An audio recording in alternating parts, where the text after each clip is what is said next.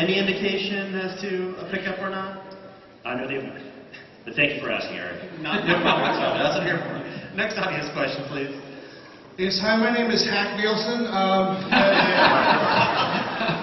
My question is for Zachary, actually.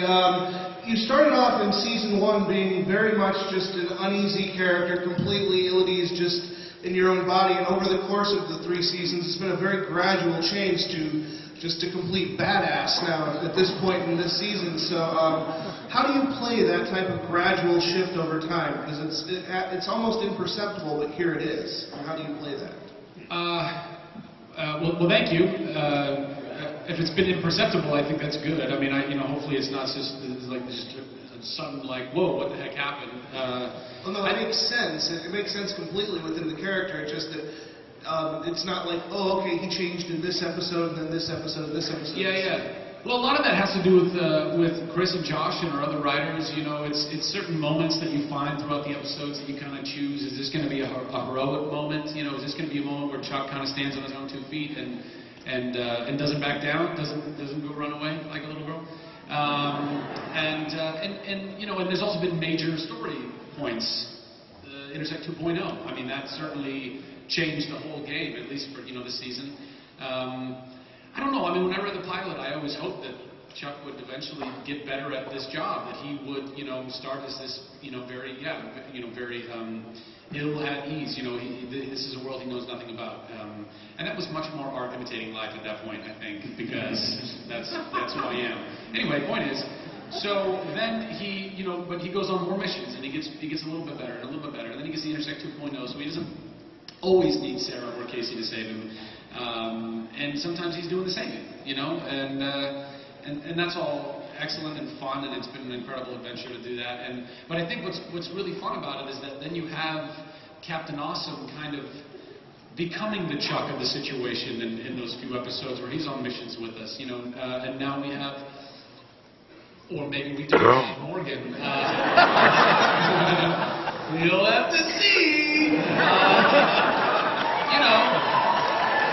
I'm not serious, and by the way, I literally would love to tell you guys everything, and at the same time, really don't ask, because to me, if I'm a fan of a show, I don't want anything spoiled, I don't want to spoil anything, so I'm not going to spoil anything. You're just going to have to watch. Thank you very much. Thank you. Hi, I'd like to say thank you very much for all of the hours of entertainment. And I was first turned on to Chuck by my 82-year-old dad. So Yeah! Great dad. Go Dad! He liked Yvonne, didn't he? Was that what happened? He liked us all. He was like, oh, honey, that blonde from Australia. Does he talk like that? No, not quite. No, he's a little bit more now. He's kept 82-year-old. But my question is, if you will have any high-profile guest stars? Other than the what? Nathan Fillion. I wish that picture where I'm grasping his bicep. Fairness and use on. I wish that picture was a spoiler for Nathan on the show. Nathan's not on the show. Sorry. Yet. He's busy. He's got his own show that I won't talk about. We love Nathan Fillion. He's one of the coolest guys in the world. And obviously he and Adam worked together for some time, and you all love him. So I don't need to give Nathan any more love. Obviously you love him. Other than the people who have been on the show so far? Yes. Well, Scotty Bakula's back. In a really big and awesome way. So, look for that and others. Who I can't think of at the moment. But Christopher Lloyd. Really? Yeah. And I may or may not call him Doc in the episode. That gave me so much pleasure. Dude, it was ridiculous. I wet myself. Yeah. I wet myself. When I found I was working and I don't even remember what episode we were in. He plays a shrink in the He episode. plays a shrink. Chuck's And he therapist. plays my therapist. And somebody says, yeah, so, you know, I'm like almost said it in passing, because maybe they assumed that I knew. And they're like, yeah, so Christopher Lloyd's going to be working tomorrow. I'm like, Christopher Lloyd? Like Doc Brown? Comes over to my trailer. Did you hear? Doc Brown. I know! Oh, and he's a hoverboard and I'm set! It was insane, man. He's the nicest guy in the world, and like, you know, I don't know. It was crazy. So yeah, look for that. It's awesome. We get to do awesome things. I was asked by IGN writer Jonah Krakauer to ask you guys if there'll be more 80s references, and based on what we just saw with Pretty in Pink and calling Christopher Lloyd Doc, suffice to say yes. We know no other way. Thank you. Hi, welcome. I'm Corey. First of all, I want to say, fantastic episode, awesome season. It paid off. And I want to ask, with the budget on this season and kind of the revolving cast, this is really for Zach and Adam. How was it kind of dealing with, Morgan's in one episode, Ellie's in another episode, and also I want to know what's all your favorite Subway sandwiches. The tuna-roni. The tuna-roni. The tuna-roni is Has anyone had a tuna-roni, by the way? It's not bad. You actually had, that was a real tuna-roni that you had to buy? I actually like Subway's tuna-roni. It's Subway's tuna-roni, it's Jeff's tuna-roni. Jeff's tuna-roni. I think Subway would like to make sure that... It's a surprisingly delicious one. Oh, Subway's across the street? Wait.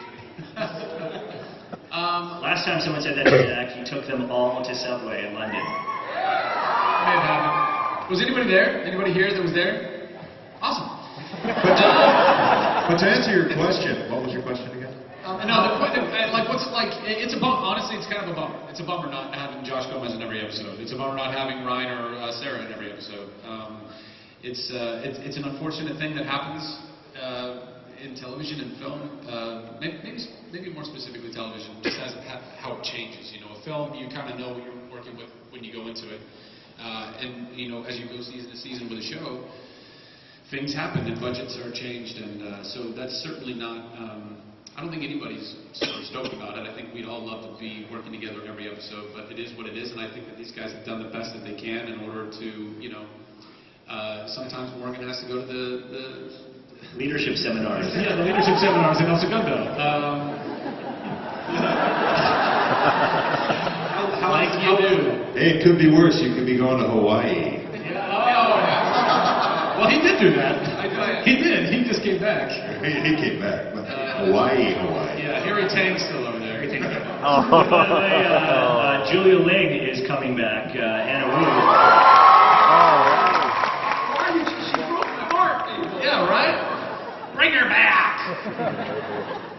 What's that? She kicks ass? More heart crushing. She did do that. She did do that in one episode, yes. And then favorite, I don't know, turkey breast? Put a long turkey breast on whole wheat with everything? I don't know, just throw it out. Veggie delight. Yeah, veggie light, what? Veggie delight. Oh, veggie delight. And, Adam? No, Tuna-roni. Thank you. On whole wheat. Much healthier that way.